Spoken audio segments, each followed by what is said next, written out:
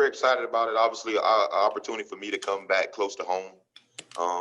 Probably wish I would have did it coming out of high school, but I didn't, and went and did something else. But no, just excited to be here. I feel the tradition here. I feel what Coach Diaz and the rest of the staff is doing here. I felt it was something that I can really come in and assist and help build upon. Something great. Coach Diaz is doing a tremendous job of getting the program where it needs to be. I think he's doing it with the right people, and in fact, bringing in the right kids to get this program where it needs to be. So I wanted to be a part of it. Just speaking with him the little short time I did during the off time, where I got a chance to get with him on some Zoom calls, talk a little football and philosophy and the way he saw the program going, and it was something that I knew I wanted to be a part of. Great. Hey, T-Rob, welcome back to Miami. Those of us who have been covering college football for a while have heard your name for years. You've built a reputation as one of the best recruiters in college football, without question. Talk a little bit about how, as a young coach, you derive a reputation like that, and obviously, how that crosses over with what you're able to do as a football coach on the field. And if you had a preference, how would you like to be known as, T-Rob, the coach? I would say this. I'm a very personable guy. And I think one of the biggest things in college football is creating relationships. I think that's one of the most important things you can do. And that's not just in the recruiting factor. That's more, when you get a kid on campus, is having a relationship with that kid feel like he can come and talk to you about anything. And that the kid will play hard for you. I think one of the most important things for a young man coming on our campus to know about me is that I'm going to coach him hard. I'm going to hold him accountable and responsible for everything that he does. Right? But I'm going to love him equally as hard. And I think that's why I'm successful as far as the recruiting part, because it's the same thing. It doesn't change when I'm trying to get a kid and when I have a kid. One of the first things I did when I got here, one would think, well, I called a bunch of recruits and I'm trying to get in communication with a lot of people. Well, really what I did was got our kids in and I got their parents' phone numbers and their guardians' phone numbers, and I reached out to them first. Because the one thing I didn't want to do is have parents thinking that, yeah, he's calling and getting on these recruits of the people that he don't even have, and he's not taking care of home first. And that's never been the way I like to do things. So, again, that goes back to just the relationships and doing the right thing. And I think that's kind of how I got the reputation. And then your final question, how will want to be remembered? Not only can I recruit and get your kid, who's a number one player or whatever the case may be, well, I'm going to develop him when he leaves here. He's going to have that same opportunity to be the number one player again, getting ready for the draft and things like that. And that's kind of, how I would like to be remembered. So evaluating talent, and then when you get in the talent, developing the talent, that it can be successful and is a good product that we're putting on the field, whether it's Saturdays or transitioning to. Hey, Coach, you've recruited South Florida plenty over the years, as also Gary just mentioned. But how will recruiting the local area now be different for you in trying to keep kids home as opposed to what you're used to doing all those years and draw them away somewhere else?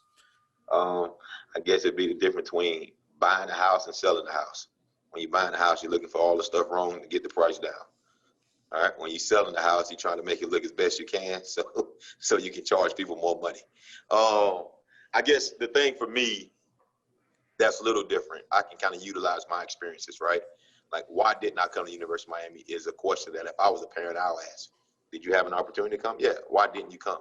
Well, the first reason I didn't come because I didn't give it a realistic chance, because I always thought that it was so close to my house that I knew about it, when in actuality, I didn't know about it. My first time really walking on campus was when I got here this time. I didn't know how beautiful campus was, to be quite honest with you, and how much of a campus it looked like when you step inside the doors. And that's one of the things that I will tell them. And then the next part of that is it's a little different, right? I went 10 hours away from school to go to college. And then after the games, I'll walk out of the stadium and I'll see my parents. I'll see other people's parents giving them hugs, hanging out with them, doing all that stuff. Well, my parents wasn't able to come to that, right? It was a financial burden to be able to come 10 hours, get a hotel, rent a car. They didn't get a chance to do that much. So I missed that part of it, and it wasn't fair because my mom never missed a game in my entire life. until I got to college where she just couldn't afford to come. And that wasn't fair to do to her. And that's one of the things that I regret, like in my process of not giving my mama the equal amount of time and the equal amount of opportunity to come to the games like she had came when I was in Little League and when I was in high school. So that's kind of the spiel for me, and that's the truth. What do you consider your best personal recruiting victory, and why? And I guess in what ways have the recruiting services, maybe changed things for you as a recruiter in your evaluation and pursuit of recruits? My best recruiting battle. I had a bunch of them. I don't know what would be my best. My easiest was Vernon Hargraves. It was unbelievable to get a player that talented, and didn't have to do a bunch of stuff. Parents was kind of stay the course. I knew the dad he recruited me when he was coaching, so that was the easiest. The toughest will probably be, I guess our pursuit of Dante Fowler. A guy who came to us when we were at Florida. He was a talented young dude who was committed to the other school up top in Tallahassee, and he ended up coming down to our place, and I couldn't believe it because I didn't believe him. He told me he was coming the whole time, and I just didn't believe it. And we kept recruiting him, and he ended up coming. But I'd probably be one of the ones that I wasn't so certain about, I guess. But I done been in a bunch of tough battles, man, in my life. I done won some, and I done lost some, but I done won a lot more than I done lost. Hi, Coach. Just wanted to ask you if you've had a chance to watch any tape and what your impression is of the quality of your safety room, obviously with 3 veterans, with Bubba, Gervin Hall, and Amari. And also, when you look at James Williams, what do you think as far as how good he can be? Does he remind you of anyone? I think our guys are extremely talented. I think it's some things that we can do from a discipline standpoint, technique standpoint, that we can do a lot better. And that was kind of the meeting that we had this morning. What was that? Like doing the little things right, whether it be eye control, whether it be proper angles of tackling, whether it be staying in the middle of the field, whatever the case may be, it's the little things. And the thing that my message then, when you take care of the little things in life, the big things will take care of themselves. And that's something that my high school coach instilled in us when I was in high school. And it's something that we need to get back to the basics and the details of your job and do your job. And that was kind of what we did.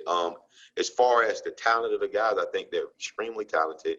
I think they can play man-to-man. They can play zone. They can do some different things like that. I think they have some game reps behind them. And I think, sometimes, we got to break some of the habits that they have because they've been doing them for a while and get some of that part of it out of there. But I think it helps with new coaching staffs able to do it because there's going to be some different individual drills they're going to do. There's going to be some different way of explaining things that will happen. So I think it'll be good for everybody to kind of get out of their comfort zones. And that's what Coach Diaz talked to the team about today. It's about getting out of your comfort zone and being uncomfortable in your own skin and doing what you need to do. So I think that's going to help us. But I think from an athletic part, what we need, I think from a details, we're ways away and we need to get better. Speaking of James, I think he's an athletic, talented dude. It's crazy how the recruiting process worked, right? He wouldn't pick up the phone for me much, all right, when I was trying to recruit him at the other school I was at.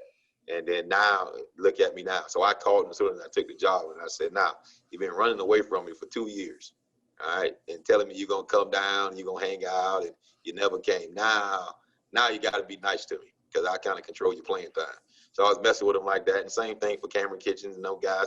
It's no different. Those guys didn't want to talk to me a couple of months ago, but now all of a sudden I'm their best buddy. So it's been fun to tease those guys. And I see a lot of guys here that I recruited over the years that didn't come and here now. And I say, well, I just had to follow you, right? So you didn't come where I was at. I came where you were. And you talk about Elijah and some guys like that I just been knowing. So I'm excited to see some of these guys.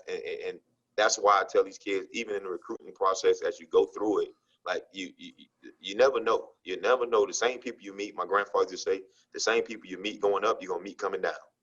And if you do things wrong and you're not handling your business the right way, well, then stuff like this happen, right? The coach come there, and then now you've been a guy who wasn't a good guy, then that's a problem.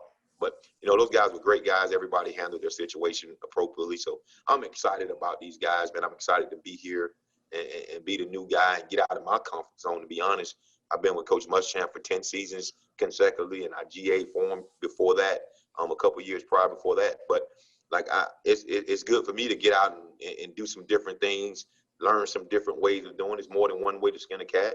And I'm excited to learn this way, and it's been going good so far.